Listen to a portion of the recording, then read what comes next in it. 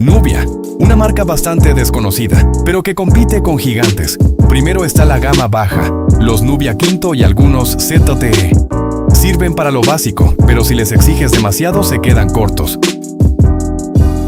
Luego vienen los Nubia Neo.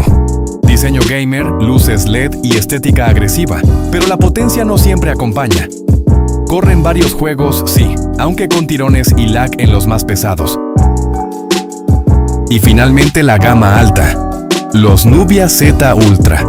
Procesadores top, cámaras increíbles por el precio y flagships mucho más baratos que la competencia. Un Nubia Z Ultra cuesta alrededor de $800 y ofrece muchísimo. Pero hay un problema: el software. Muchos usuarios reportan bugs, fallos y soporte limitado, además de posibles costos de reparación. Entonces, ¿para ti?